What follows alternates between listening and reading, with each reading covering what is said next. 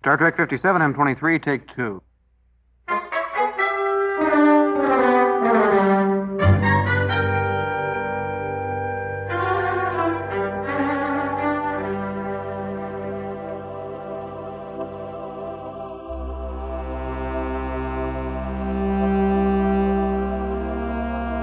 It's the It's Got Star Trek podcast.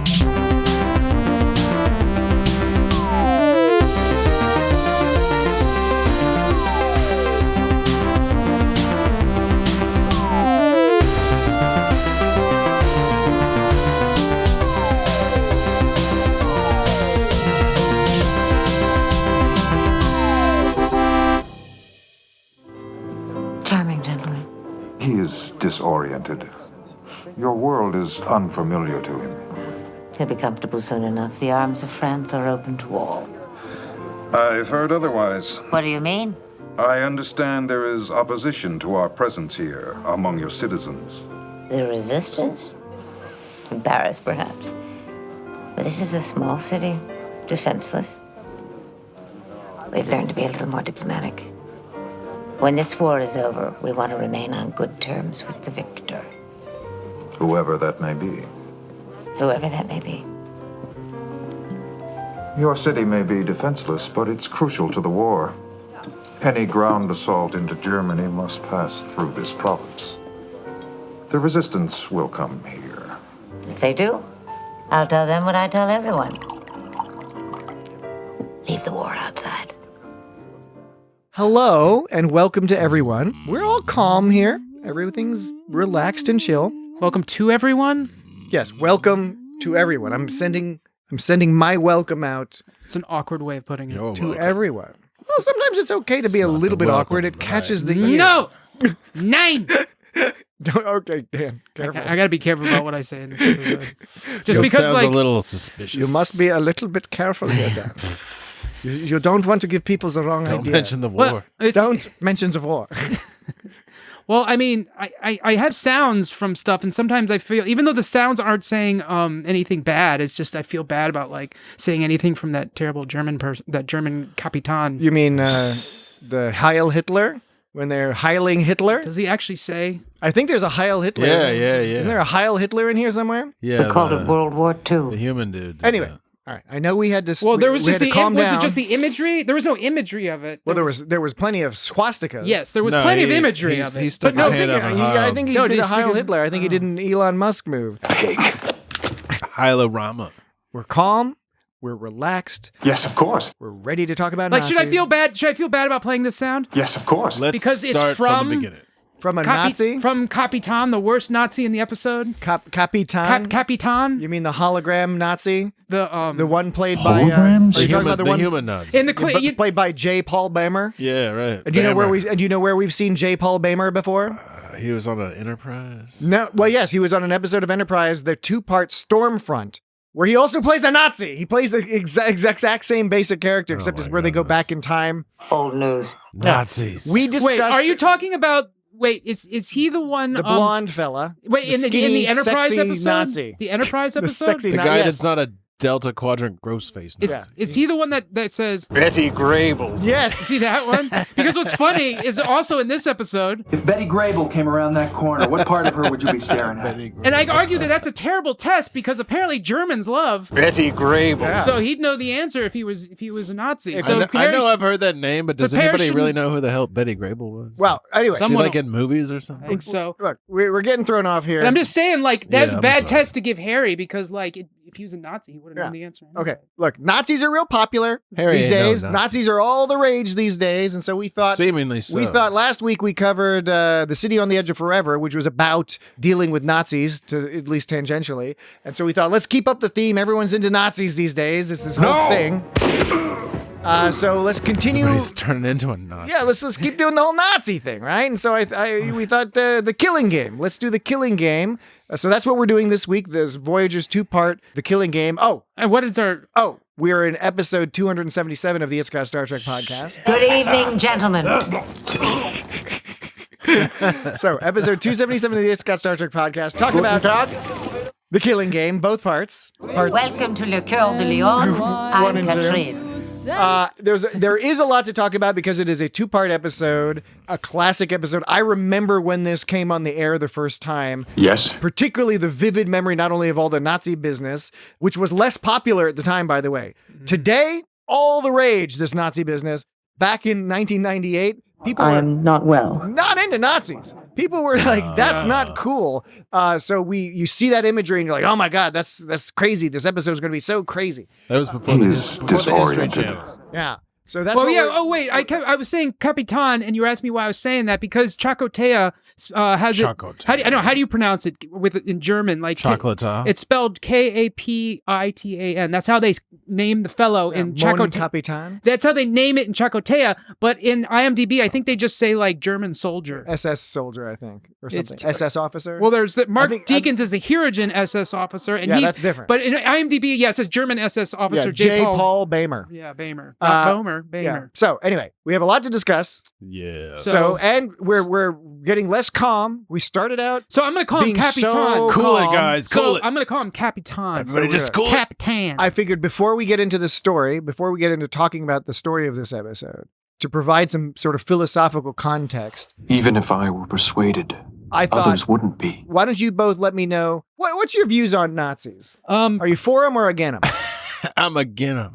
I mean, no, they suck, man. They're pretty shitty. Yeah, man. Nazis. Dan pondered it for a second. No, because I felt like the against it. You know, Jesse said against it, Yeah. so I had to show how much more you against. want to be contrary. I didn't wanna- want to show how much more against Nazis I am than Jesse is. Oh. All right. So it's a competition. Who is less into He's Nazis? trying to peg me as I a guess- sympathizer. I'll peg you. So all three of us, You into pagan? for better or worse, all three of us will reluctantly state that we are not into Nazis. And me more so than Jesse. I am much more not into Nazis than Dan, Jesse is. You were More- against Nazis in the first place. Yeah, exactly. More vehemently opposed to the Nazis. I'm no one's prey. Jesse, you had to pause and think about it. Jesse's still not keen on the Nazis. So take it or leave it. We're not trying to offend anybody out there. We know apparently there's just shitloads of Nazis all over the place now. So we hope you keep enjoying our show, even if you've now learned that we're not into Nazis. If you happen to be one of those Nazis. But which is why we enjoy Star Trek stories that make the point that Nazis are pieces of shit. Go to hell! And this 2-part episode, it's not heavily focused on that, but it does, I think, do a good job of framing Nazis as problematic. Mm-hmm. So, that background being provided, let's go ahead and get started talking about The Killing Game. Mm-hmm. And it begins with, we were talking about the Nazi stuff, but this episode begins with a Klingon Janeway. Yeah. And that's hilarious and awesome. And Great. Kate Mulgrew was also clearly having a real fun time Yeah. being all Klingon in this crazy fight. Yeah. Crazy fight. And Dan's presumably going to click a sound This happens clip. every time. Well, no, man. the thing is, He's like, every time. Was it just some oomph and offs? Was there just nothing you thought worth grabbing? from here's She this? says no. something. I It grabbed- was a short teaser. Okay, I will say that. I'm or opening scene. What do you call them, Dan? Cold open. they're not just me, but they are called cold open. Okay, you call it a cold open. I call it an opening teaser. I think of a teaser as like a trailer or something, or like Yeah, so that's a teaser trailer. This is an opening teaser. Or like if you're going at the end of the episode, you show a teaser for the next episode or something like that. Yeah. Yeah.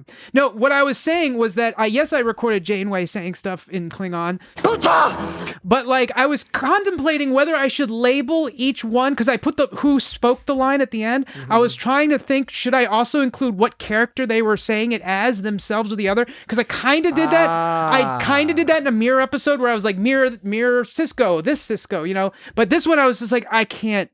There's too much. I didn't do it, so it's hard for me to know exactly which ones. I'm no one's prey. No, I can't even remember. Was that a Janeway Klingon? Was It's a new game. Is it Klingon Janeway? Yeah, we just watched this episode for the second time. That definitely Not long is. ago. It could be. Yeah. Wait, this one. You should have killed me when my back was turned. I think that was a Janeway Klingon. I think so too. Yeah. Yeah. Well, anyway, it was a fun little opening teaser and really sets the stage for an interesting story because you're like, what the fuck is going on here? Yeah. So after we come back from I told you no more mistakes. from the opening, You've just made your last one. I don't think that was Klingon Janeway. I No. guess I didn't record as many as I thought. so we're introduced to the Hirogen are using the holodeck. Which they say the word Hirogen 47 times, and they say the holodeck 52 times. Hologram? They say holodeck 52 times, Hirogen 47, Hologram. and they say Holograms? only 2 times. Do they say hologram? Really? Yes. Only 2 times? But Did holodeck, you record both of those times? Holograms? And these holograms are becoming annoying as well. Holograms? Confine your killing to holograms. Hologram. but they also say something. They say this, Our holographic allies are losing ground. Holograms? and they also say this. It's a holographic projection. Do you have the holographic Americans?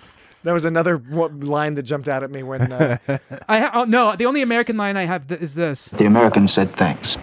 And you know what's really funny? Is this was in 1998 when the Germans were Nazis. And we're discussing it in 2025 when the Americans are Nazis. Oh my gosh. So, because when they said the holographic Americans are coming, I was like, oh no, they're going to kill us all. They're terrible people. It's funny how things Kapla. go big in a big circle. Big circle like. Big, Big That's not a circle. I like how he goes bleh, listen at the end. Bleh. Oh yeah, here's the line. The battle was concentrated here on holodeck 1, but the fighting is spilled out on decks 5 and 6 and looks like a group of holographic Americans is invading deck 7. I did not record Kapla. Harry saying that. Kapla! Kapla, gentlemen. Kapla!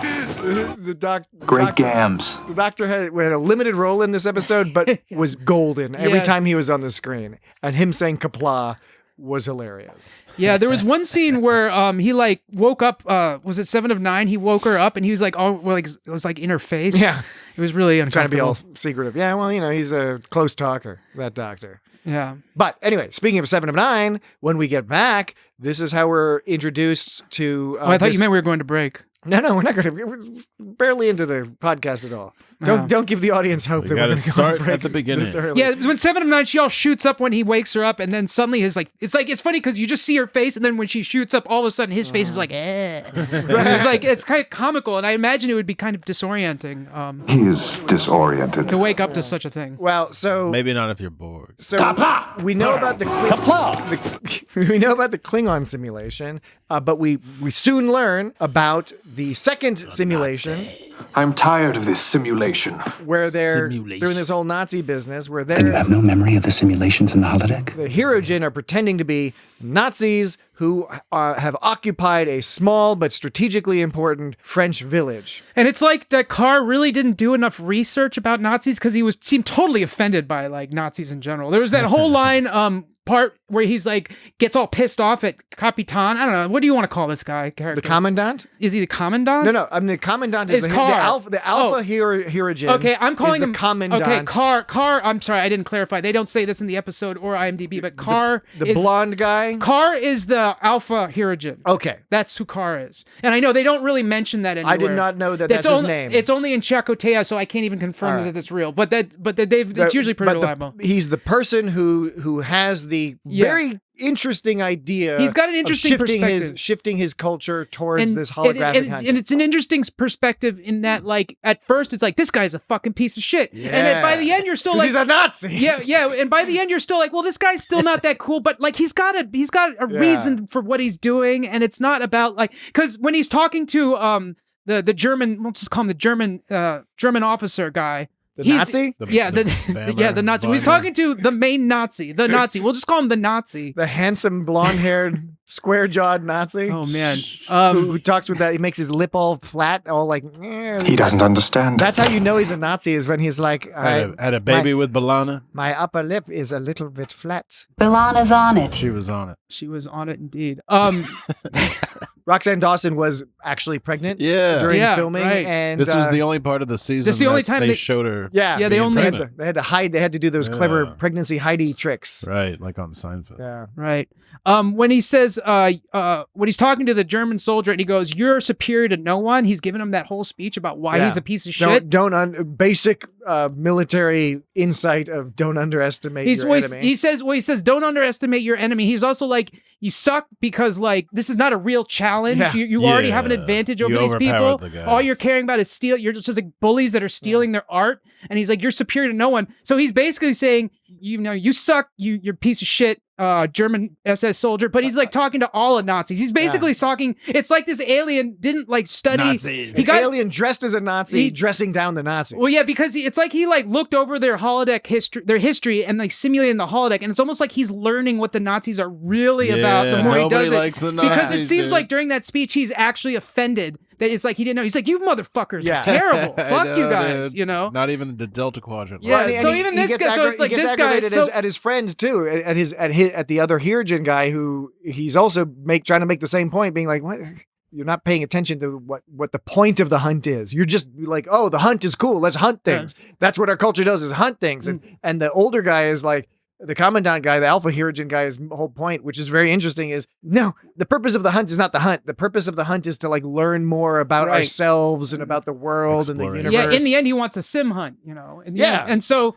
It's the future, baby. So I thought it was a nice nuanced perspective that we're introduced to this guy. We think he's a total piece of shit, and then we find out he's like fuck. Even he is like fuck these Nazis. But then even his soldier, who's kind of a dick, but probably even his Taranj or whatever. They didn't say this in the text, but there was one time at the end where the German soldier was giving his speech, and like even Taranj kind of had this look like, who is this fucking guy? Yeah. They didn't dive into that, so I don't know if that's what their intention was, but it kind of looked like it.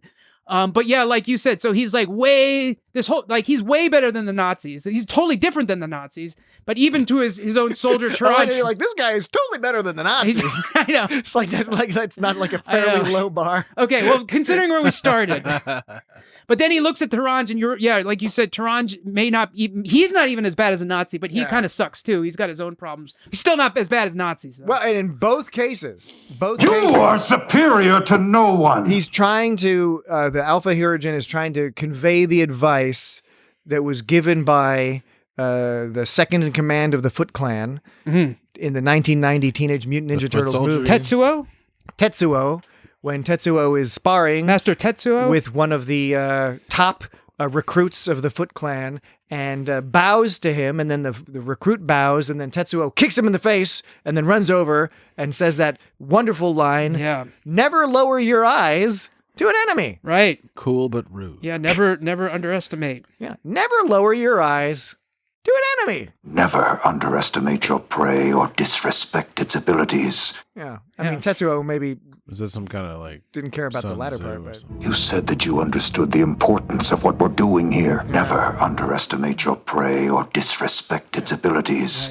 If you do, you will become the hunted. Oh, good advice. Yeah. Good advice that And- nobody's paying the attention hunter to. becomes the hunter. And Janeway all caught him at that one part at the end when she was like saying like, you underestimate me, you know, because you saw it and that lingered on his face. That's when he realized like, oh, I did. This like, is a very well written yeah, 'cause episode. That's by the point. That's one of the points. I guess the first point when they start realizing they're not simply prey is when they have to negotiate with him. They're like, oh shit, we gotta negotiate with our prey. And then when she says this shit about you underestimating him, he starts to see her more on an equal footing, I think. Yeah. There's a few spots. So yeah, this actually episode is surprisingly Tatsu, not Tatsu. Tetsu. It's not Tetsuo. It's Tatsu. Tatsu. Tetsuo was from Akira, I remember. Oh yeah. Tetsuo. The That's Akira the dub. slide. The old Akira slide. You know what that is? No, I don't. I know what the electric. Is that slide. yeah? Is that got dance or something? No, it's the motorcycle slide where it's that shot right. that has been recreated in so many other movies. Is there and actually a anime. term for it? It's called the Akira slide. I didn't know that became its own Look it thing. up on DuckDuckGo. I am Reginald Smith. DuckDuckGo, one of I am the Reginald Smith. one of the few search engines not associated with Nazis. Yes. Oh, and shit. shitheads and awful people. DuckDuckGo. What about Dogpile? Is that no Dogpile's no that just puts them all together, doesn't it? No, I'm not familiar. No, with DuckDuckGo. Yeah, that's the good one. Yeah. That's the good one. I mean, for now, who knows? By the time this episode airs, who the fuck knows? Yeah. Get some guns. Okay, so getting back towards the beginning of the episode, we get introduced to this second Nazi or the second hologram program that's focused on the Nazis. Holograms? And how we're introduced to it is a Casablanca-like club. Yeah, but in which 7 of 9, France. Jerry Ryan is singing. She's the crooner. She's the holodeck crooner. Black magic has me in its spell. She's doing a nice job. Yeah. Jerry Ryan's got a great voice. Yeah, she does. She really does. Like at first when I was watching, I was like, it sounds like it looks like that voice is coming out of that mouth. Yeah. You know, when you see people singing and you're like, that voice doesn't look like it's coming out of that She can mouth. work it. Yeah. Dan, I can attest to the fact, having been to his house a number of times, Dan has a beautiful television. Actually, has 2 beautiful televisions. We helped put it on that wall. Very large televisions. And I'm now imagining Dan just with rapturous attention standing 2 inches from his 75, 80-inch TV, staring at Jerry Ryan's mouth, being like, yeah, those It's coming out of that mouth. those sounds are coming out of that mouth. But yeah, she's very talented. Yeah, I think your TVs are as good as my TVs, Patrick. In fact, you have more TVs than How many TVs do y'all have? I have more TVs than you, but I think your TVs are better than my TVs.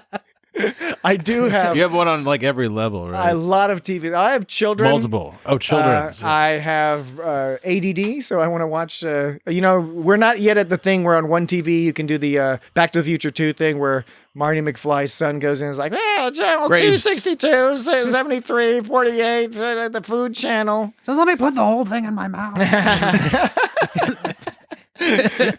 Wait, what? Oh, it's Jurassic Park. We decided we can't reference until episode 300. Yeah, and I got the quote wrong. I even commented last week. I was like, I think I got that wrong. It's not Linux, it's Unix. It's Unix, yeah. Speaking of Unix, you have a Unix shirt. I'm wearing Patrick. a Unix shirt, and then Dan is referencing a comment last week where he was referencing Jurassic Park. Yes, of course. He was referencing the character of Lex. Impossible. From Jurassic Park, seeing some sort of bizarre 3D operating system, and then concluding it's Unix, and she's like, I know Unix because whatever.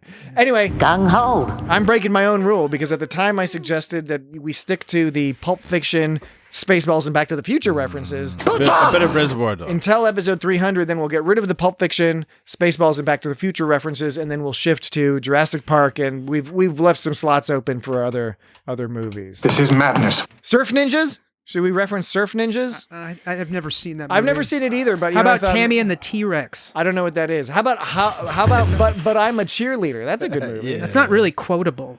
I don't know. It's pretty quotable. I'm not remembering any quotes except for the title, But I'm a Cheerleader. Great movie. Yeah. I wouldn't say it's great. I thought it was pretty good. All right. Don't listen to Dan, folks.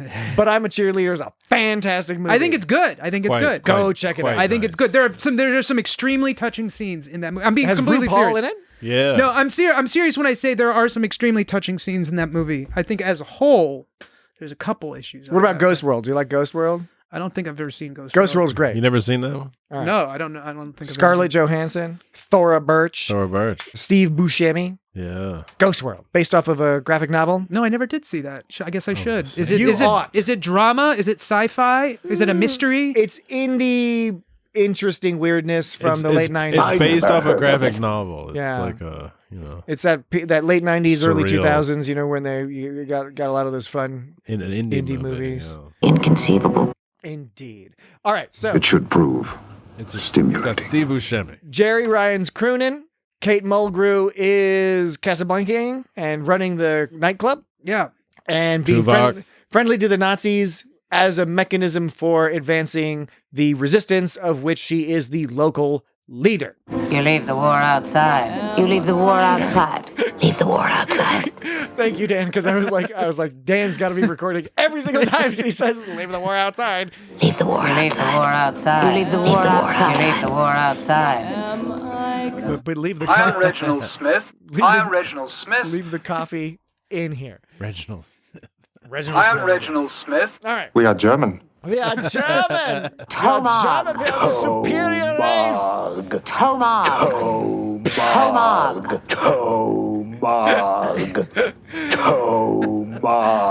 Okay. Interestingly enough, the closed captioning spell that TOHMAAG, but the Chakotay spells it KTOH. The MAAG. captioning was really funny when the Klingons were like chanting. It was like I'd never seen the Klingon on the captions before. Oh wait, I never know. Were you talking about when they went like?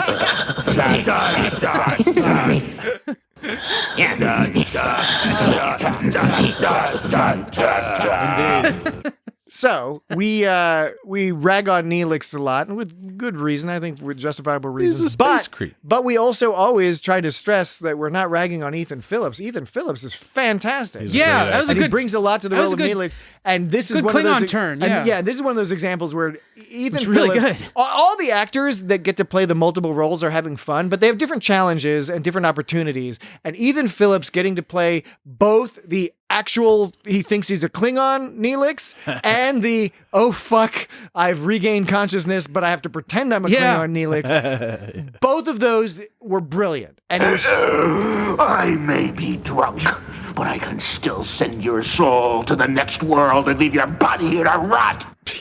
I think it's so wonderful. Yeah. And it's a great opportunity to not hate Neelix for once, because so often he's an aggravating or indeed problematic He's a and space upsetting creep. character. Yeah, space creep supreme. And then, so yeah, not only is it Neelix as a Klingon and Neelix as Neelix, but Neelix as Neelix trying to pretend to be Yes. a Klingon. Yeah. Which know? is great. Yeah. And again, he's pivotal to this story, but he's also, we kind of just occasionally come back to him, right? They just have to keep reminding us that Neelix is hanging out on the holodeck as a Klingon. But of course, we first see him in the role as a resistance bicyclist baker man. Right. This is him as getting harassed by Nazis. So this is a Klingon. This is Klingon pretending to be human. You will listen! That's him. That's, you can tell it's Neelix being Neelix is but then yeah, Guten Tag. that's him. That's catching up to where we are now. Guten Tag. he's like he becomes less creepy when Kess is not around it. Yes. Because there's just not that situation of creepiness. And this is the fourth season where Kess left at the beginning of the fourth season. You get 7 of 9 and Kess leaves. And it did give Neelix an opportunity to grow as a character, particularly grow away from the guy in his 40s dating a 2-year-old. I can't complete the assignment without it. Non sequitur. That wasn't. He can't complete without. He can't complete without Kess. Can't complete the assignment. Yeah, without. He can't do it without It's Kess. a stretch. I don't know. It's a stretch. I'm no one's prey. That's what Kess is saying. Kess is saying, I'm not your prey. Yeah. Pervert Neelix. I don't think they ever did it. And Neelix is like, I am not well. that's what Neelix says.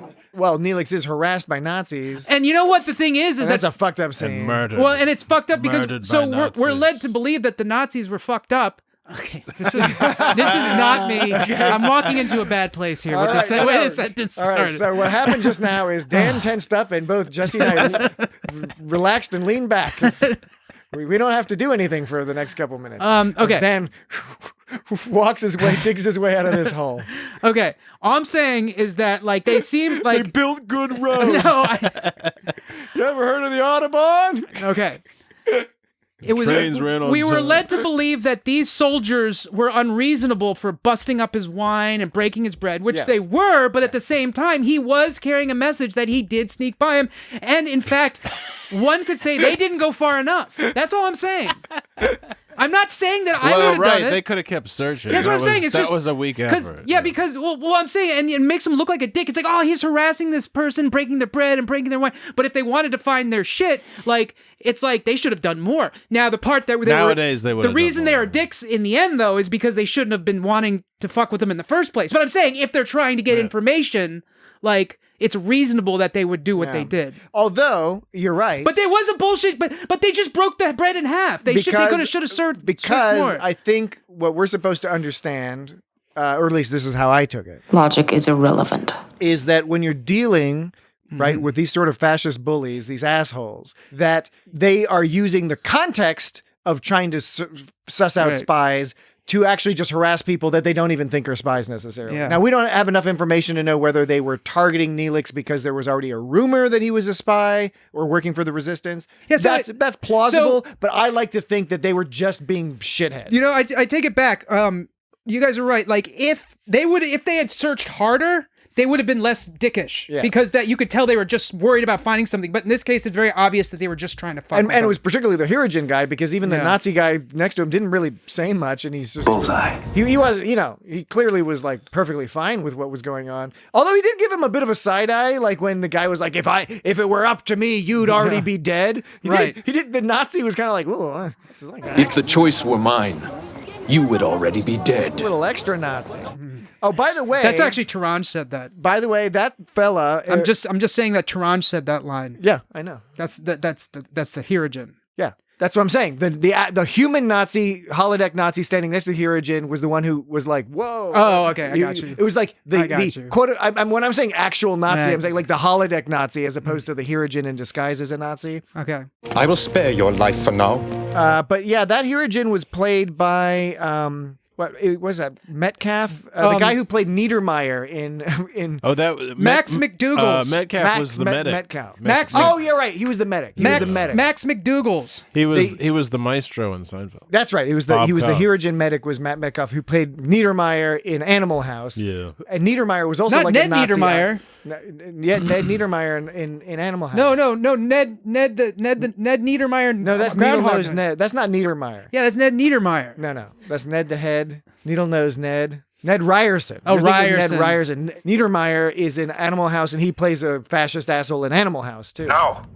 But in this place, he plays the medic. Also a vampire in Buffy. Yeah, it is a different guy who plays Tangerine. What's his name? Because I never knew his name. I just knew him as like asshole Hirogen, like extra sort of Taranj. Extra, yeah, Taranj. Yeah, Turanj. Taranj. Fuck, man, we got to take a break. Okay, I forgot. I got so wrapped up in that thing. We're too calm. Oh my gosh. We got to take a break. All right. So sorry about that. We calmed down a little bit too much. We'll try to amp things up when we come back from the break, which will be something wrong in just a moment. Be right back. Au revoir.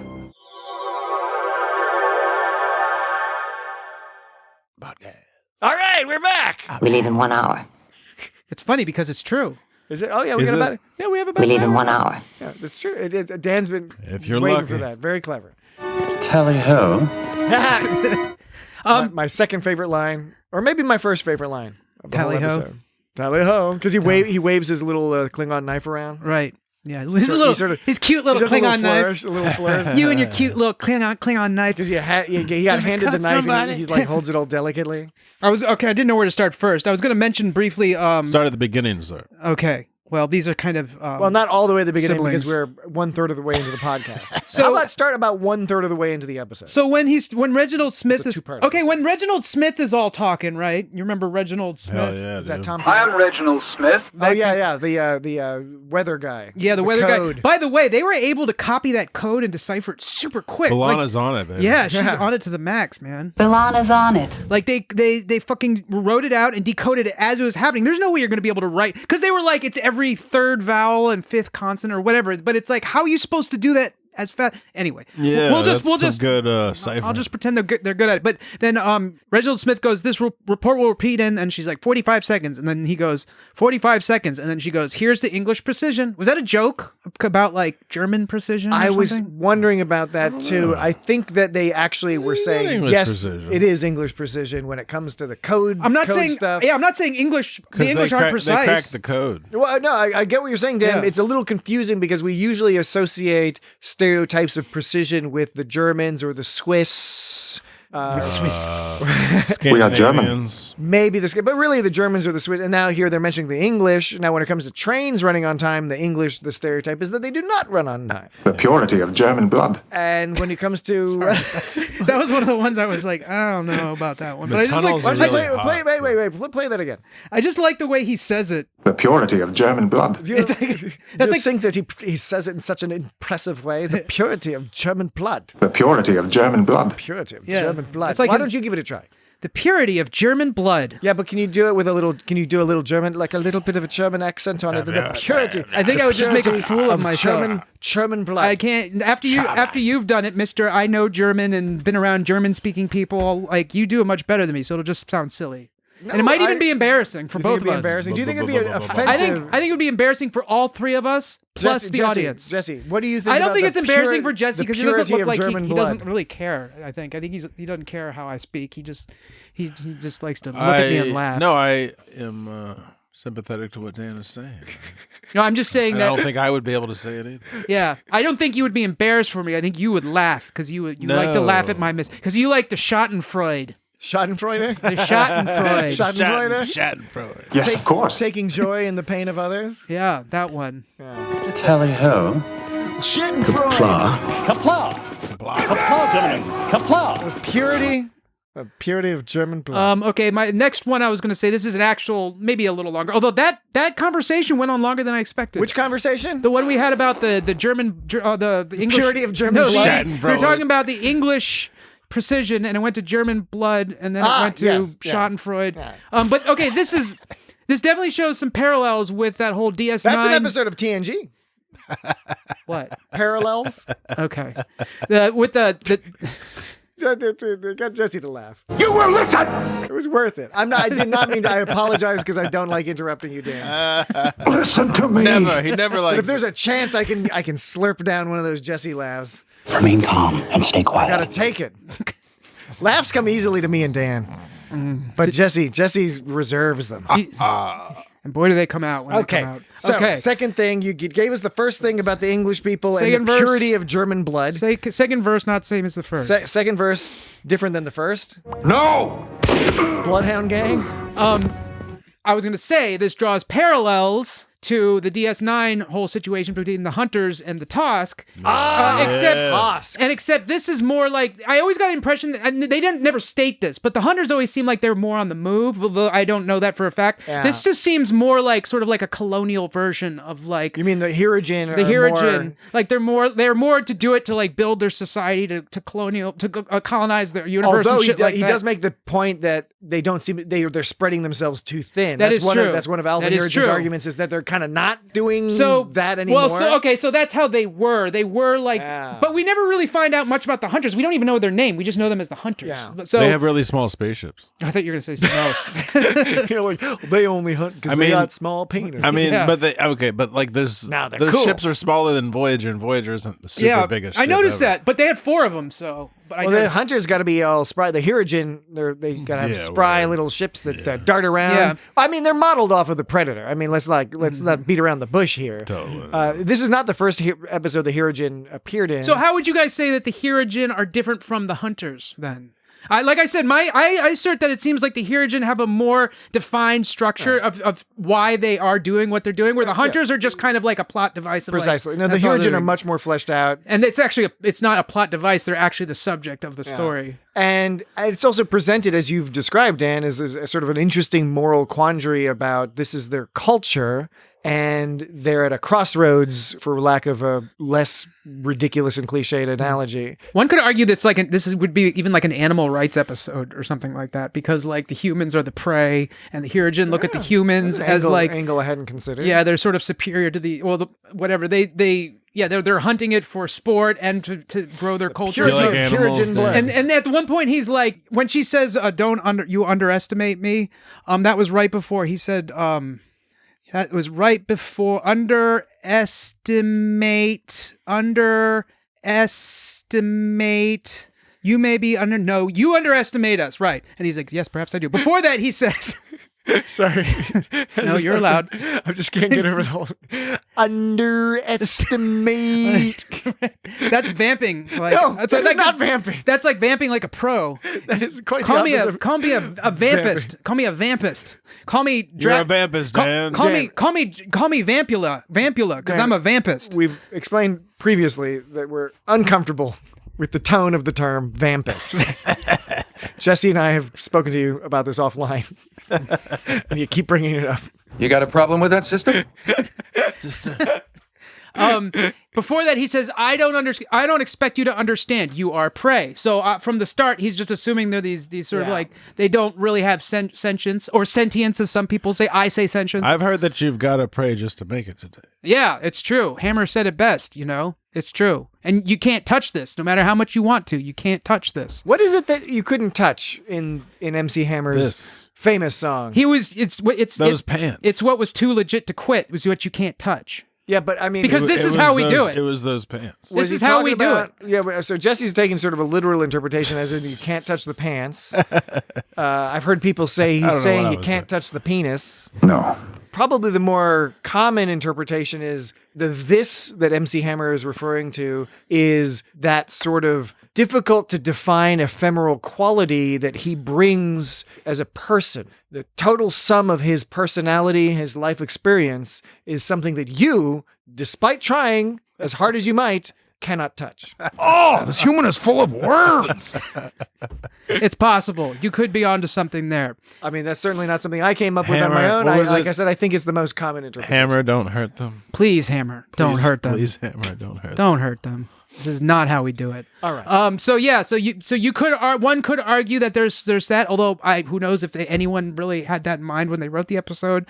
But they do treat us like we maybe could argue that humans treat animals. So I don't know. I think it's an interesting angle. Yeah, interesting angle. At the very least, you can hang it on your bulkhead. I think it's an excellent story. Yeah, good. You cool tell it so well. Oh, cool story, bro. Do people still say cool? From Pulp Fiction. Yeah, I know. Dude, people still say cool story, bro. No, they don't say that anymore, do they? Perhaps ironically. I mean, even if they would say it ironically, it's not that cool. No. They've really been like whooping on Harry Kim, man. He's beat. Yeah, man. Harry Kim was pretty awesome. They were socking him around. He was taking it though. Well, he was being pretty petulant that whole time, you know. Well, well, he knew he had to be. You got to be petulant with Nazis, Dan. Yeah, that's true. I know that you. Because they're bad news. You might hold them in higher esteem than some of us, but. Go to hell. But you got to be petulant with Nazis. I mean, there's other things you can be with Nazis as well. But petulant, it's a good start. You wanted a war? Looks like you've got one. But I dug Harry in this episode, and I like that they gave him a lot to do. He's like running around this ship being all harried. He's like trying to do a resistance at the and dealing with the Hirogen. Getting dirtier and dirtier. His hair's all mussed up. Yeah. What did he told that dude? He said, like, go up and do the thing, and if they ask you why you have it, say I can't complete. Oh, I played that earlier. Actually, that was when you accused me of being a non sequitur when I played this. I can't complete the assignment without it. Anyway, he said that to the guy, right? Right. And there was no point for him to say that because the guy never used that line. They never gave him any problem. Yeah, they didn't give They were just like, exactly. okay, go to the bridge. Yeah, right. I mean, he was just, it's good to be prepared. I guess it's just gives us texture or You got something. to cover all the bases. Even though one of those bases didn't happen. Texture. It was giving the audience. You don't want to be too on the nose because then you'll be like, we know what's happening, So I think it's good writing in the sense that What's happening? you know the audience might say, why would the Hirogen be so lame as to just believe the guy and wander off? But then you provide a built-in excuse that doesn't actually have to be utilized, but it's put in the audience's head as a potential justification. That's what I'm saying. And what I'm saying is probably something similar to the effect of like, if they only put things in that happen in the episode, it would become kind of predictable, I guess. So you got to add some stuff there. Man, we're brilliant. We are very smart people. Yeah. Super genius. We are very, very smart people. What's the next smart thing we're going to say? I've got a couple of smart points that I want to save to the end. Oh, wait. They're so fucking good. Okay, cool. But no joke. I'm not joking. Yeah. I got some good points. So I mean, but I'm holding them back. So that's why I talked about that whole MC Hammer thing. So that was vamping. So I guess we're on the side. I'm the vampist. I'm sorry. Why am I being interrupted? I guess I already kind of mentioned this. We're on the subject of Harry Kim, so is this If one? Betty Grable came around that corner, what part of her would you be staring at? And then that's when he goes... Her legs! I'd be staring at her legs. Now, I think the purpose of that was, of course, to make us think about something naughtier, but, legs is... back in the 90s, I don't know. What else could you see on Betty Grable? Probably just her legs, right? Yeah, it was a weird line. All that was showing. It was a weird line, right? Yeah, they never showed any other part of Betty Grable. Yeah, they didn't show it at all. People might. It just was like a weird thing to insert in the episode. Like I said, it's the 90s, so there was the sensibilities. I'm not making excuses or anything. I'm just saying the sensibilities were a little different back then. But it just seems like a weird thing to throw in there. It's like the audience is going to be thinking of something way naughty, but it's going to be innocent, like her legs. Now, so first of all, point number one, Dan, I totally agree with you. 100%. And people in the 90s knew who Betty Grable was. And I was thinking about that. I was like, is it Betty Rebel? I was also thinking that too. You don't get it. But what did you guys think he was referring to? What did you guys think was the answer to the question? You know, one of the spots, you know. Which spots? You know what spots. No, I want to know specifically. I'll freely tell you. Like the scrotum? Okay, I did not think Betty Grable's scrotum. he was talking about looking at Betty Grable's scrotum. Are you sure? I'd be into looking at Betty Grable's scrotum. I thought he was implying boobs. Okay, yeah. Because I'm childish and it was just the first thing that came to mind. Mm-hmm. I can't even picture Betty Grable. I'm familiar with the name. Right now, she's a famous actor. Right now, I'm being like Lieutenant Garrett from Section 31, where I'm being all prudish about remember, because they were like, she was talking about Alok Sahar was supposed to, with Giorgio, and then Alok Sahar was like, you can say it. She's like, connect with, because she didn't want to say the word. That's how I'm being. Jesse, what'd you think? Did you think boobs? But no, I figured he was scrotum? going to say something like legs. All right. I thought she was going to say butt. Because it was like... Honestly, I didn't think they were actually going to say boobs or butt, but it did evoke that imagery in my head, and it made me mad that it did. It made you... It made me mad. It's like they did what they were trying to do. Without consent... They made you think of Betty Grable's butt. Yeah, and I don't even know what she looks like. And that made you angry. But her name's Betty. Did Monty Python ever sing about Betty Grable? Or just Clark Gable? I think it was just Clark Gable. Huh. There's Clark Gable. Yeah. Something about Knights of the Round Table. Something about pushing prams around. Push the pram a lot. Yeah, I like to push my pram a lot. I have to push my pram a lot. It's a silly place. Okay. I must have tripped a communication subroutine. Sorry about. I must have tripped a communication subroutine. Okay. Sorry about that. I must have tripped. I'm guessing I don't get it. I don't get it. There You go. don't get it. I don't get it. a communication subroutine. Sorry. Where would I stay? Well done, sir. You put Trip Tucker in with the trip line. See, first it was like I this. must have tripped a communication subroutine. No, I got it. Sorry I was about expecting that. it. And then I did this. I must have tripped I don't get it. I don't get it. You don't get it. I don't get it. a communication subroutine. Sorry about that. Where would I stay? Sorry about that. It was good. Yeah. It was good. Sorry about that. It's pretty good, right? It was very good. It was good. We can think about how good that was some more. Sorry about that. All right. I'm sorry. I was impressed with Harry Kim, especially his lying. Right, he was doing a good job. You just played a good example there. But the Hirogen aren't joking around, right? Because you know how you were talking earlier about the Nazi and the Hirogen Nazi and the hologram, and how if they were really looking for something, they would have taken it more seriously, right? When they were harassing, right? Neelix. Yeah, exactly. So in that case, they were just harassing for the sake of harassing. These Hirogen were not doing that. They were doing their job. Yeah. And I really enjoyed this scene with Harry lying to them about what he was doing and the whole tripping the communications thing. And then the Hirogen being like, no, bullshit, show us. Right. Because it's so nice in Star Trek when they actually do the sensible thing, because so often it's a TV show, so there's shortcuts but we didn't have that there. It was like, no, Harry's going to have to get beaten up a little bit and then saved by a sort of saved by the bell type No, I agree. situation. I'm glad that it didn't work. I guess it kind of goes along in the similar principle of like, not the same thing, but him telling that guy, if they question you, say this, and then him never actually saying it. It's kind of like these attempts at things that they don't all pan out, but like, in the end, something happens. One thing I thought was missing, not just from this episode, from Voyager in general, and I'm wondering if it's an idea that they ever pursued or maybe even filmed and just cut out. But I always wondered, why didn't they have at least one episode, if not like a reoccurring gag, where Harry Kim fights off invaders with his clarinet? And then he does it in some amazing way. He does like clarinet foo. Clarinet where he's like flipping it around, and he's like, and then like the gag is he's just like shoves it up the alien's butt and then like toots. It's like And he toots. Right.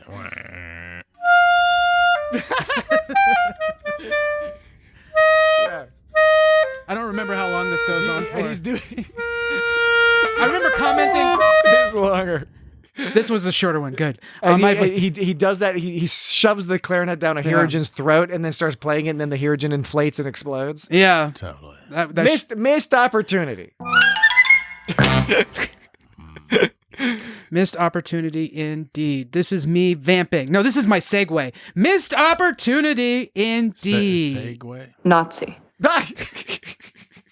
We are German. Earlier we were talking about Neelix getting to play these different characters. Oh, yeah, like... I'm as dry as the crater at Tarfat.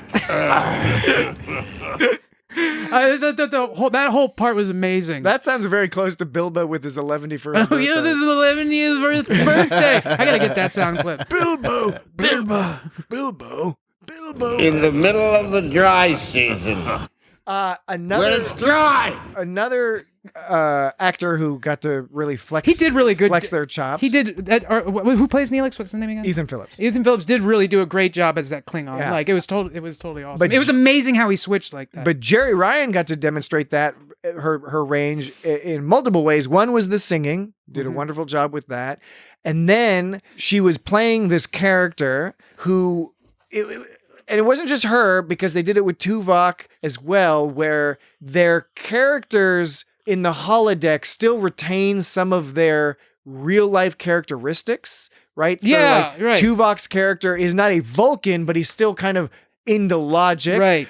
Jerry Ryan, 7 of 9's character is a singer and a crooner, so she's got a looser attitude, but she still has a little bit of that Borg coldness that the 7 of 9 character has. But I was really impressed that moment that the neural transmitter was deactivated on 7 of 9 when she was in the middle of singing. You could tell because it made a noise. And the nuanced difference that Jerry Ryan was able to portray between the character who's still a little Borg-like singing the song to, oh no, I'm just 7 of 9. I have no idea what's going on. It's literally a nightmare people have of being like waking up into consciousness on stage and not knowing what you're supposed to do. You don't have any pants on. If you've ever been a performer, Then your teeth fall out. that's a nightmare that you will eventually have of like, you're just like on stage with an instrument or in a play or something. And you're like, I don't know what's going on. I just appeared on stage here. Listen up, baby doll. How did I get here? That was really impressive. Great gams. Tuvok's switching was also impressive, but it was less. There was less of a difference, so it was less impressive. I like same thing with B'Elanna. The characters were more similar than not.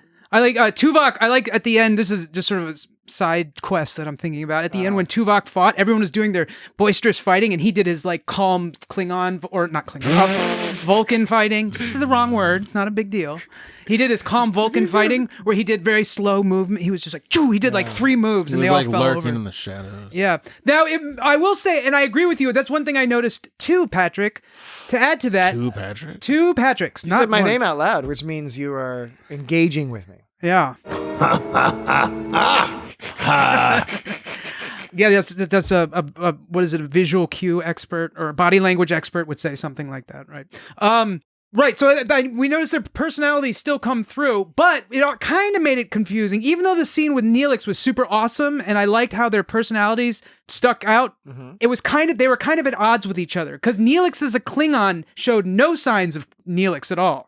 Like because like everyone else, like you just said, Patrick, like their personality shone through, and but except for Neelix, when he was a Klingon, he was just he wasn't. There was no trace of Neelix at all in that character. It was all Klingon. Very Klingon. And so I liked both of those aspects, but I think those two parts were a little bit at odds. Not enough for me to really be stressed out about it. You can you can argue that away, but it's just to me it was a little incongruous. Now that you mention it, there's also not much difference between French resistance fighter Neelix and Neelix. Yeah, right. Yeah. Right? Guten Tag. Yeah, he's still being... So in that case, he's basally Neelix. Yeah. He's not even talking French. But then in the Klingon case, he's super Klingon. So he even did something. Maybe it's something about his species. What are they, Torgonians or something? Yes, Torgonians. Yeah. Famously. Smarlocks? Neelix. No. He holds the rank of Smarlocks in the empire of the what'd you call them? The Tarkolians? I don't know. Smarlocks of Tarkonia. It's common knowledge, apparently. I am the high Smarlocks of Tarkonia. Beware and Space tremble. creep. He's a Jimble? Or We're the space creeps. What are they? Jimble. No, that was Kess was a Jimble.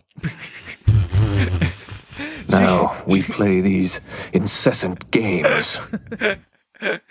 By the way, I require a glass of water. do you have that line where the Alpha Herogen just says, play the game? Oh, yeah. I think I have that somewhere. Sit down and play the game. Yeah, I like that. Play the game. Play the game. The game. Play Very the good. game. Neelix, the Snarlox. No, he is a Talaxi. That's what I said. A Talaxi. That's what I was been saying from the beginning. He is the Grand Morlock of the Talaxian orders. Grand Morlock. Though from the stench of it, I'd say it's begun to already. Logic is irrelevant. That was interesting how her character kind of like, even when she became Seven again, she showed like Seven again. She showed pride in this episode because she didn't want to sing when the guy was like, sing for me. Yeah. She was like, fuck that and fuck you. Yeah, it was awesome. I was like, hell yeah. Yeah, and then at that point when she was Tuvok could tell she was getting pissed and she went, Logic is irrelevant. so those are kind of like un-Seven. She's not usually prideful like that, but she was in this episode. So you could tell she was getting, even 7 of 9 does not stand for that Nazi bullshit. Yeah, no. The Borg are like, this Nazi guy is a piece of shit. Oh, Janeway even threatened him. It's like, I can't wait till the Borg get to you. Right?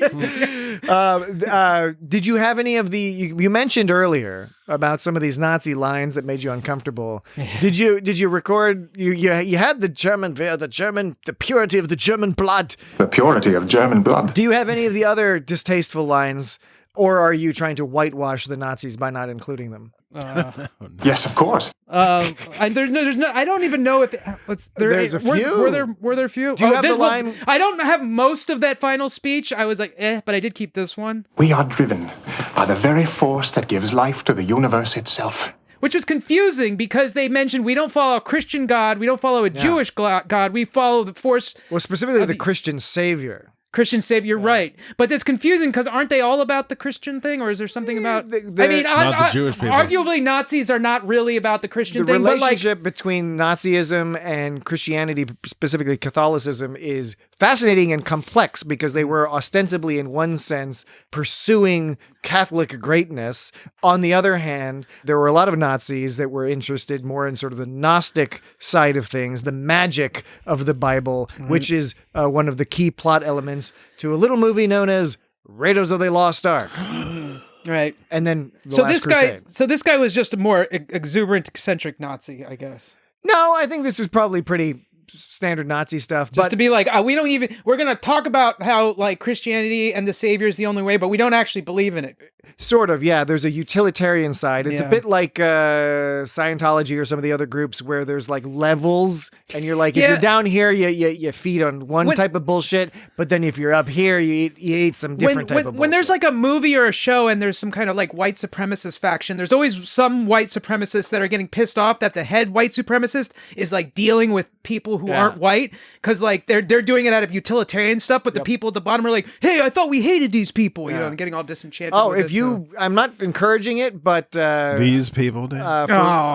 These people, Nazis. For research on a paper once, I had to explore some of these terrible websites, and while the conversations were really awful, it was also somewhat amusing to hear their forms of philosophical debates that often were related to how to rank the races, and some white supremacists, for example, there's a whole segment of white supremacists that argue that Asians are superior to whites, and that makes them not racist, because they're saying like, we're not saying that we're perfect. We think Asians are better. We're just saying we're better than blacks or Latinos. A bunch of clowns. There is a lot of that. Clownery. Clown foolery. It is one of the clown foolery is what it is. It was one of the problems when you combine a certain facility for rationalization and philosophy with hateful attitudes, where people are able to, create whatever nonsense logic. It's not actually logical, but if they can craft a reality where it can seem like it's logical. Anyway, if I may speak freely. The line I was going to mention. If I may speak freely. Oh, are you trying to speak? If I may speak freely. Oh, okay. I don't know if you're making a request or... Surely. What? All right, you've got 10 seconds because we got to go to break. If I may speak freely. Clown foolery. The Clowning. purity of the German blood. Logic is irrelevant. All right. Well, before we go to break, the line I was going to reference is in that guy's speech, because I think it's important. It's important to understand the fascist philosophy, the Nazi philosophy, and this character's philosophy is he's talking about, he's like, the Romans were civilized. The Jews are civilized. Yeah. He's making the argument it's not about civilization, it's about power. And that the purity of the German blood is all about the raw power. They're drawing literally from the mana of nature. They are tapping all those mana cards, and that's what makes them superior. And we're going to argue against that when we get back from the break. Right. Well, no, hold on. Let me pull back. Schnell! Schnell! Totally fucked that up. We're going to go to the break, and we're going to do the break when I say we'll be right back. So I'm about to say, Dan's ready with his finger over the sound clip. We will be right back. I'm afraid I have to neglect you again. Excuse me.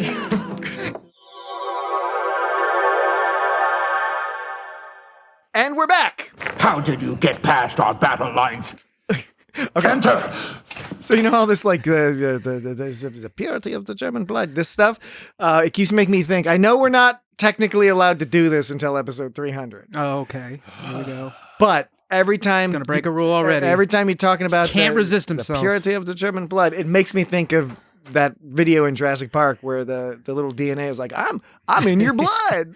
Yeah. Dino DNA. You think that was the inspiration for Badgie? No, the inspiration for Badgie Or was was it Clippy. Clippy from the Microsoft? Yeah.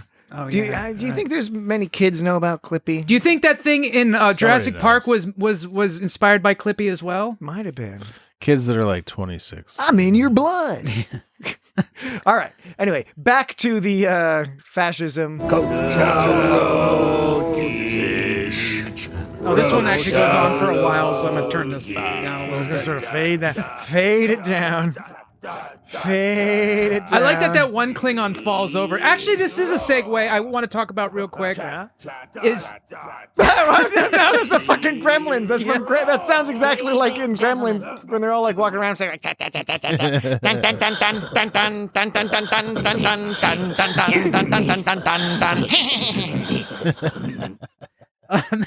I was gonna say, I know Klingons are hard drinkers and everything, but you don't want to be hungover going into battle. Yeah. And if you want to it's not if great. you want to say Klingons have a backup liver, or they don't get hangovers, that's bullshit. Because at the one point, the doctor was like, talking something about Klingons even hungover are some of the fiercest fighters in the world, which implies that if they weren't hungover, they'd be even fiercer. So those are some irresponsible Klingons getting that drunk before fight. It's not the Maybe first, they just it's not the underestimate- first irresponsible Klingons we've ever met, and they're not the last. Maybe they underestimated their prey. That's their problem. They may have. Kapla. It happens from time to time. Yeah, it does. Were there any that's and orders? No, episode? there weren't. I didn't clock any, but I asked. I made a note to ask because it is a 2-part episode, and Janeway does like saying that's an order. So there was something that was That's an order. Hey, you think Janeway goes to Starbucks and gets some? Oh God, I know. She wants to we get already know where coffee. this is going. But it still be funny, so keep going. She's like, I'll have a flat white, 2 sugars. And he's like, what? Okay, That's an order. Oh. Please don't do this. I mean, really, this is one of those examples of, as a performer, you just need to please yourself. Yeah. Do what's true to yourself, What's he talking about? what you believe in, and a segment of the audience will go with you. All right. So, you were talking about something or other. Janeway. Oh yeah, that's an order. That's an order. This is not specifically that, but it's very close. Chakotay says, show me your animal guide. No, that's Janeway says Show that. me your animal guide. That's what she says to him. Chakotay says, get them on the horn. You'll lead us into the compound, but I'm coming with you. And Janeway says, I work better alone. And then Chakotay says, this isn't a request. It's an order. Now that's fine because it's not like it's not pre-coming. I don't know what. Why would you say that? What? What's with all the coming lately? Last week, Jesse was all like talking about shooting cum all over the place. Oh man. And now you're talking about pre-coming. Come on. The Who word was talking about shooting cum? it wasn't God, I've been having word problems lately. Like, what do they call the drugs prescription drugs that fuck you up in the head, and so they have to be put on a section 1 or section 2? Narcotics? Section 2. You're talking about narcotics? No, it's a term for it's what they do to you. It's like Percocet. Percocet is makes you perky. Makes you feel perky. It makes you feel all drugged up. It's such a simple word that I known for my whole life. I can't remember it anymore. But what I was going to say is that one of the problems I have with That's in Order is they say it too soon. So I was trying to think of pre. And there's a word that I'm thinking about that pre-something. So I just thought it was like pre-coming. Oh, okay, that's where the pre-coming came That was like from. the closest word I could think of to describe what I was talking about was pre-coming, which says something about me. Nothing good, but something. Look, we don't need to denigrate a perfectly natural bodily function. It's just, it needs to be done appropriately. Yes, it needs to be done appropriately. Right. So that's correct, sir. He didn't say it before it was required. At every level. He didn't use the generic line. He didn't say it was before it was required because he said it because she was resisting, and then he had to remind her. That's an order. See, before they just say that's an order and they don't even give someone a chance to do it. Or they do it in a stupid scenario where it's like, like I've said, it's like, push me off the cliff. No, boss, that's an order, and so he pushes him off a cliff. Yeah. It's like, oh, you pushed me off a cliff. But there Good, weren't you any followed that's my an orders. orders on this. And so episode. That's always the example you use when you're trying to explain your issue with this cliche. Because I got it all worked out in my head. It's easy to say. I know it probably seems a little redundant. I know it's not, there's no that's an order, Jesse. That's my whole point is I'm saying. I know, that's what I'm saying. What I'm saying is there's something very close to it, and I'm telling you why it's okay. It's very close to that's an order. I'm digging it. So she was like not doing something he wanted her to do, and then he said that, and so it's okay. Now here's the problem with that part though, because that's fine. But then like her reaction, which I like, it's like, do I look like I'm wearing one of your uniforms? She's like, fuck you, you can't control me. But then he says, I thought you needed our help. He's using two excuses. He tried one excuse, which is, I'm ordering you to do it. And then when she reminded him that he can't order her to do things, he was like, well, I thought you wanted to do it. In those situations, you pick one or the other. Either you go with, I command you to do this. And if they say no, you're shit out of luck. Or you try to coax them into doing it by, baiting them, saying like, you want to do this, right? You pick one or the other. But you can't order someone to do something. And then when they turn it down, follow it up with, I thought you wanted to do it. Because the original reason, your motivation for the original statement was, you have no choice. You have no choice. I'm ordering you. But since she does have a choice, she doesn't have to do it. And so he follows it up with, okay, well, you have a choice, but I thought you wanted to do it. It's like if a kid caught his hand, if somebody caught a kid's hand in the cookie jar and the kid was like, I wasn't doing that. And then the mom was like, I saw you doing that. And then the kid was suddenly like, well, you said I could. You're switching up your excuses. You got to stick with one lie. You can't combine your lies like Moving that. the goalpost. Something like that, I guess. Now, earlier in this little mini rant, you referenced something about baiting them. I wasn't talking about masturbating. I just was wondering if that was connected to that whole pre-cum business that you were talking about. No. Earlier. All right. I don't think any of you followed what I said, but that's okay. No, I did. I did. You stated it eloquently. Sometimes I wonder. You're an eloquent stater. There's no need to restate it. So that's what you're just saying that because you don't want me to repeat myself. I see what you're doing. You're all out to get me is the problem. Okay. That's the thing is you guys are out to get me. Jesse and I have talked to you. You don't understand me and you're out to get me. We've talked to you offline about this. We are not in fact out to get you. You say you understand me, but you don't understand me and you're out to get me. Well, no. Jesse, are you out to get Dan? Not usually. No, me neither. Not usually. Sometimes. Not unless special occasions. We're picking him up to take him to a party. This is not a game. All right. So buttons. I promised earlier. Buttons. I promised earlier that I had a real solid point. Oh, did I break? Did you eat too? Did you eat too many cheeses and milks, and now your point's not solid anymore?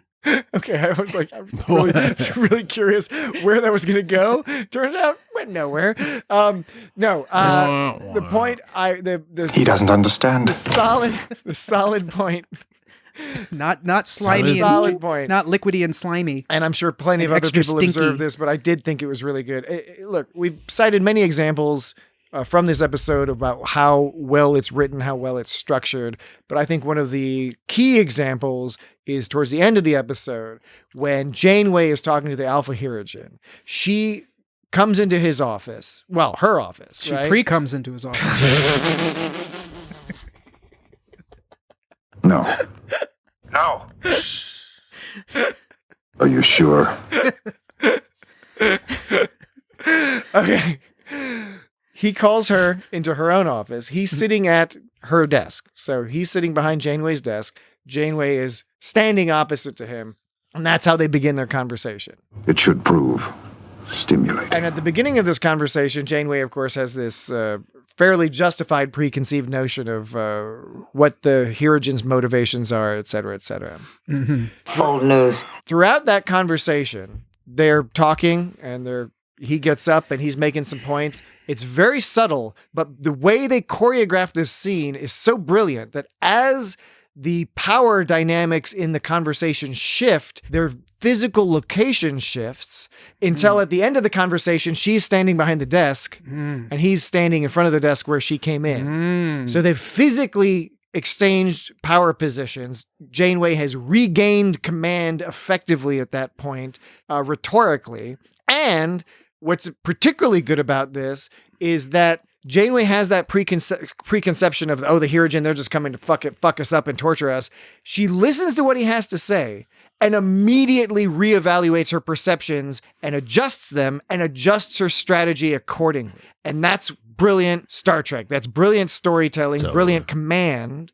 It's an example of how good Janeway is that she feels passionately and strongly about her conclusions. She's happy to immediately change those conclusions because she's interested in actually doing what makes sense. So when she gets new information from the Alpha Hirogen, in this case, he talks about the whole business about needing to help their culture and his idea of using the holodecks to do it. She's like, you know what?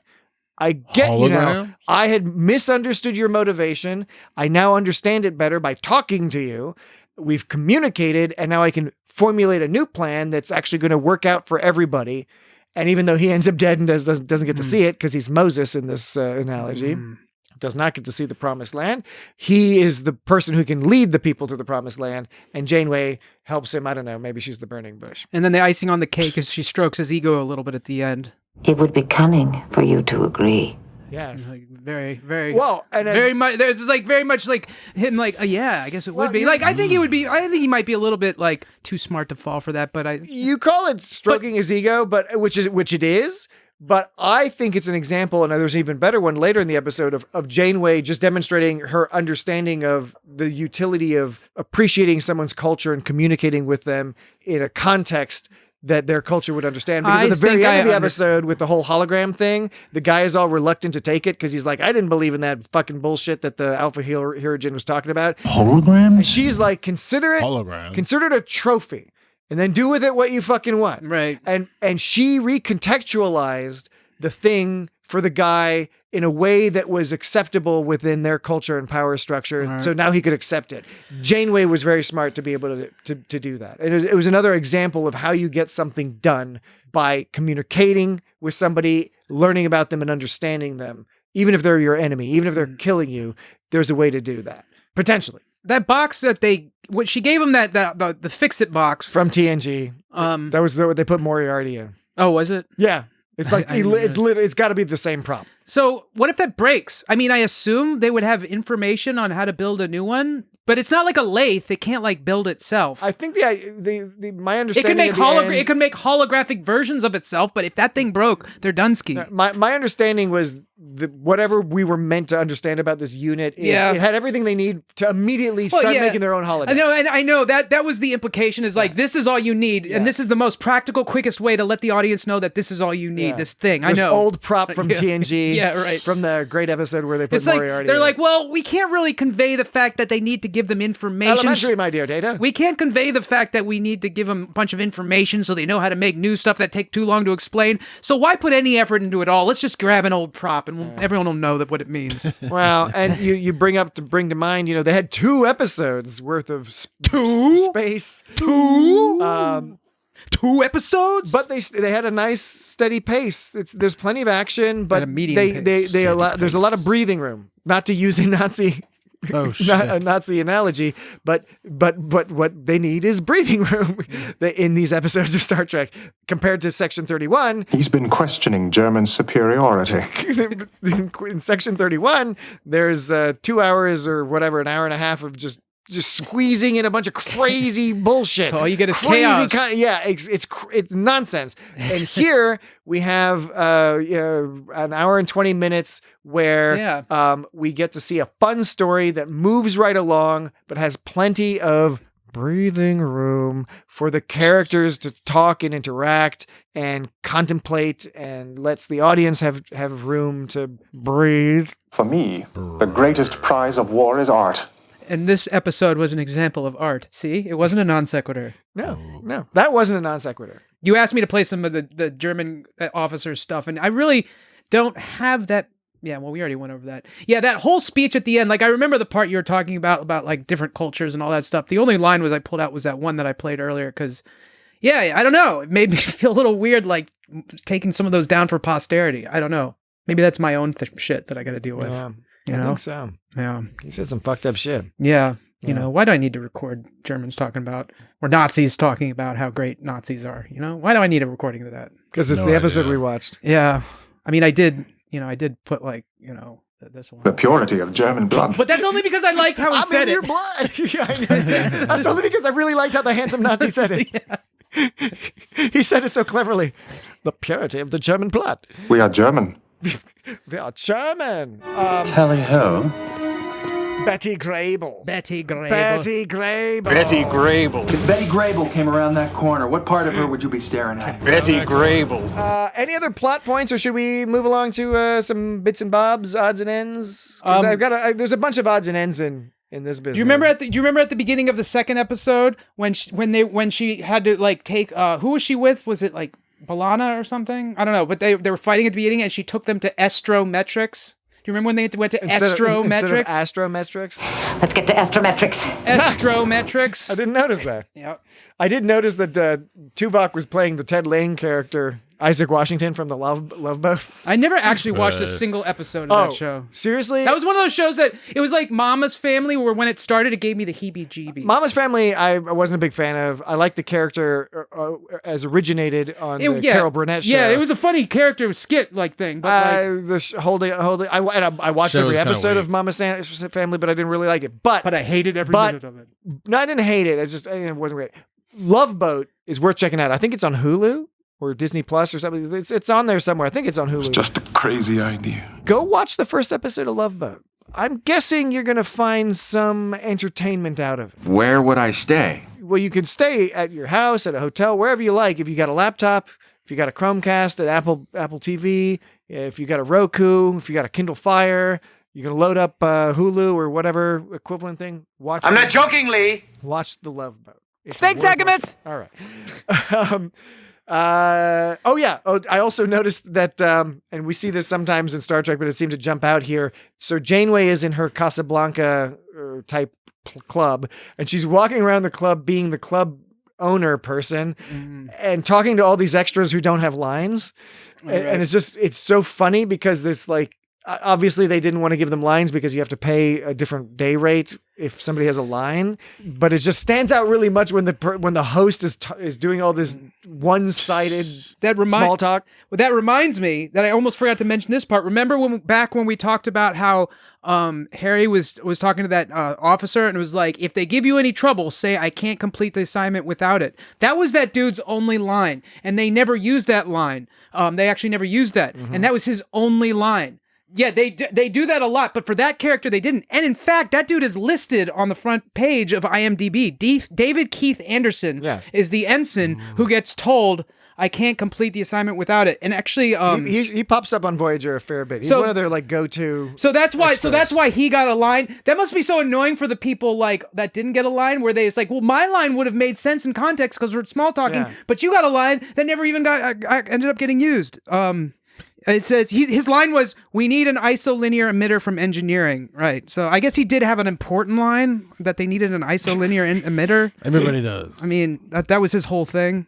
But hey, Harry could have said that. Harry could have been like, you need an isolinear emitter from engineering. So I get it. They gave him a line because they already paid for him already somewhere along the line. So they were just like, well, we'll just keep paying this guy. One question I had was, why was the Alpha Herigen always holding like he was using a Voyager communicator pin and he was always holding it all daintily, like holding it up in front of his mouth, like with 2 fingers? Car? I didn't notice that, so I couldn't tell you. So like, why? Well, it was the main guy, the old guy. Yeah, the old Car. Herigen. Car. Is that his name? Karr. Car. So watch the episode. It's bizarre. It's a bizarre thing. Every time he's communicating. First of all, it's like, why aren't they using their own communicators? It's like, okay, I guess they're like on the ship. Maybe it's like easier for some reason. Okay. Why doesn't he like just put it on his uniform or something? He's like all holding it out like he's got a teacup in his hand. It's very peculiar. Oh, by the way, Memory Alpha does list his name as Carr. All right. Isn't that interesting? For a second, I kept thinking that that Alpha Herigen Carr, we'll just call him by his whole fucking name.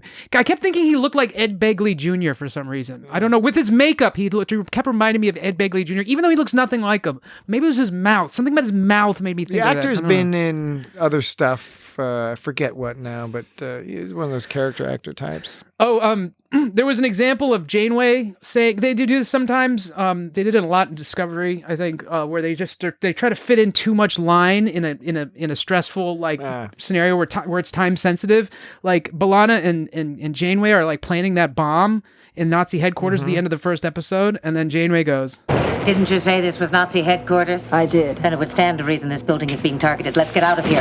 Like, she could have just said, let's get the fuck out of here. Let's get out of here. Like, anything. But she's like you had to reason about it. Explosions outside. It's like, it stands to reason. Yeah, it's like, yeah.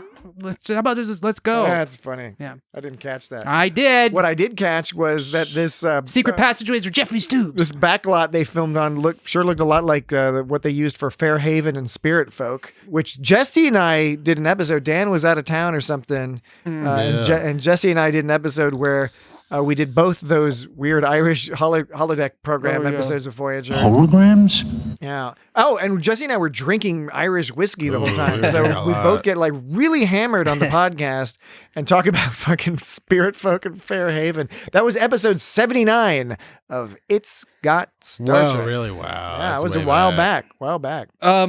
I feel I must mention that ridiculous Taranj death scene where they got pushed off the shit, and then they switched to that view of him falling towards it, and like I guess Janeway shot him. And I guess like they either ran out of time, forgot, or ran out of money because they forgot to color in his CGI character falling. It looked weird. He was all silver. I paused it, and it's like he's got silver hair, silver body. It's like it was all sort of a chrome silver.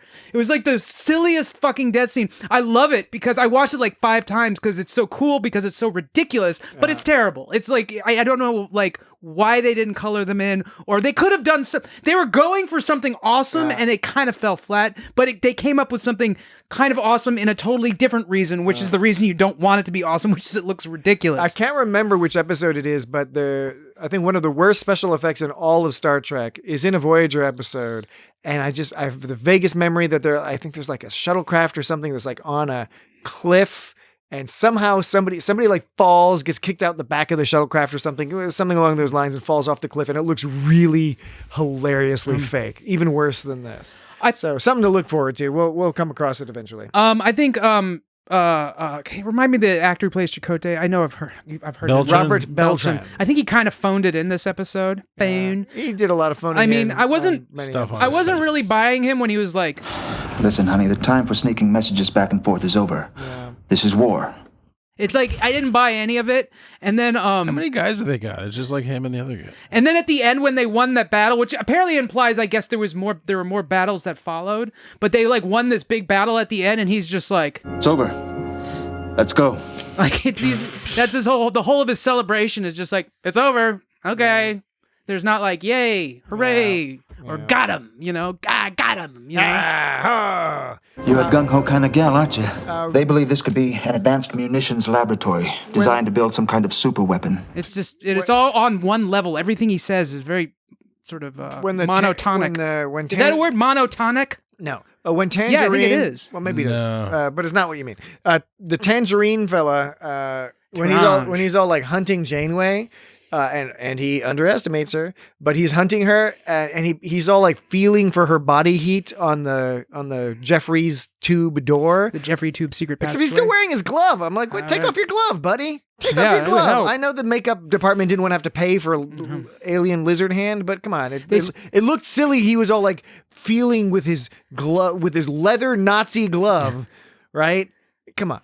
They spent too much money on those weird Hirogen helmets that like grasp their face. By the way, monotonic, definition 2, speaking or uttered with an unchanging pitch or tone. Boom, bitches. I don't know. What do you mean you don't know?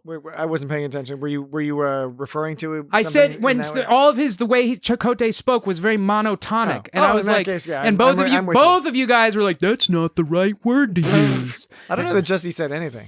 Well, he did say something. He was like, no, it's not. And then Patrick was like, that's stupid, Dan, and you're stupid. Dan, you're so stupid. We're calling in an airstrike. It was really fun to see Klingons killing Nazis. And Klingons around Uranus. And I could imagine... Almost. I don't think that's the case. I wonder. But I think I'm going to know where you're going with it. If you're not going there with this, I'm going to follow it up with where I'm going to go. All right. I was just thinking that I could imagine a writer seeing a vision of, wouldn't it be funny to see Klingons killing Nazis, and then working backwards from that to like write these 2 episodes. Oh, you think that could have been like? I don't actually think that, but every now and then you see a scene or a certain shot in an episode of Star Trek, and you're like, it's very clear they came up with that first, and they were like, we have to write a story that lets us do this, and I got a little bit of that vibe because they were having so much fun directing and acting Klingons with bat lifts just fucking mowing down fucking Nazis. It was pretty violent. Like when the German soldier died, you don't actually see it, but you see the bat lift. Like it's one of the few times you see a bat lift actually used to fucking stab and kill someone.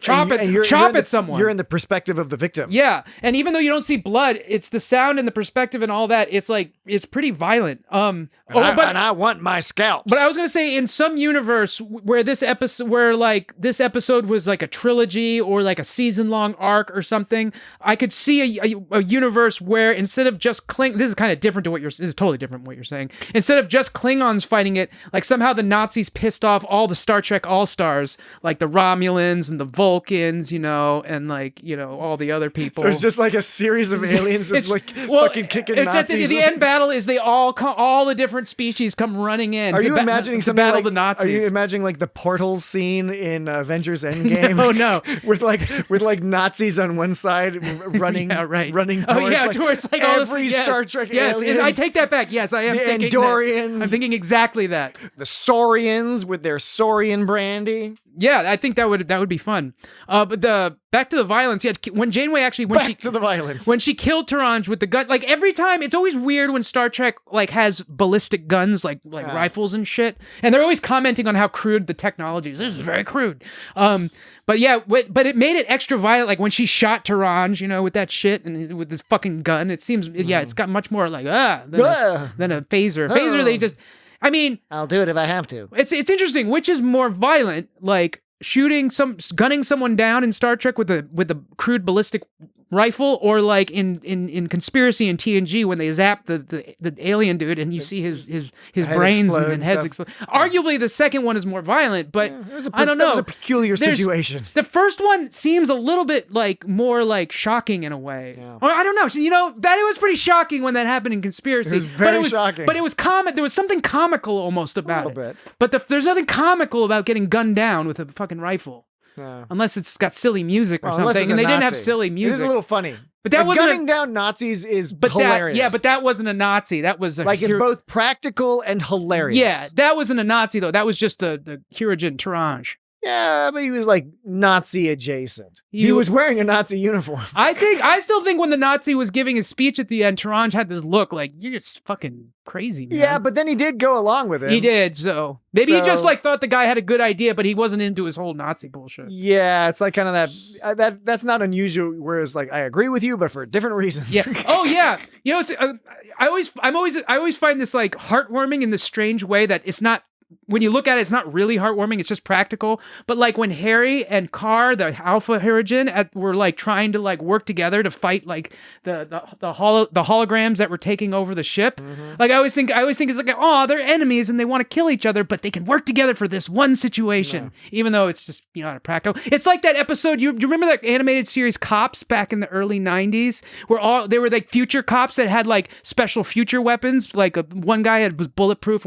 Anyways, the cops and robbers were always fighting each other, but then one episode there was a drug dealer that came into town, and the cops teamed up with the robbers, the bad guys.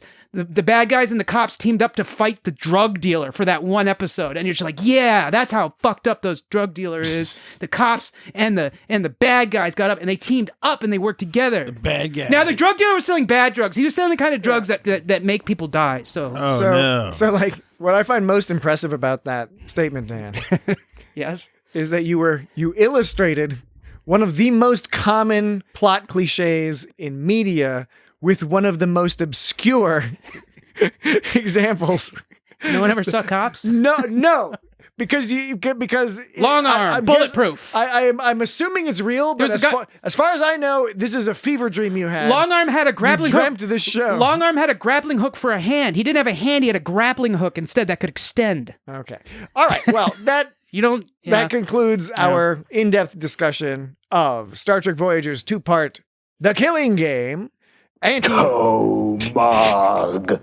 Anti-fascist, anti-Nazi. It's over. Let's go. Sorry for any Nazis out there. We still want you to listen to us and buy our stuff.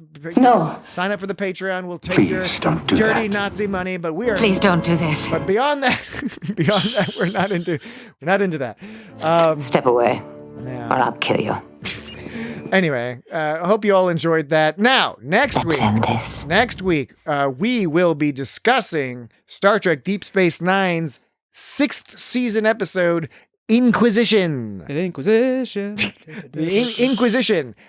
We wanted to. You're sending a message to the Nazis for a couple reasons. One, we recently discussed the Section 31 movie, and Inquisition is the introduction of Section 31 on Deep Space Nine. Notorious for his cruelty. It also offers some sort of interesting conversation starters around the morality and practicality of having a sort of a sinister agency that keeps things peaceful and stable in the Federation's utopia. So looking forward to talking about that. That's a good Bashir episode. I just want to play this sound.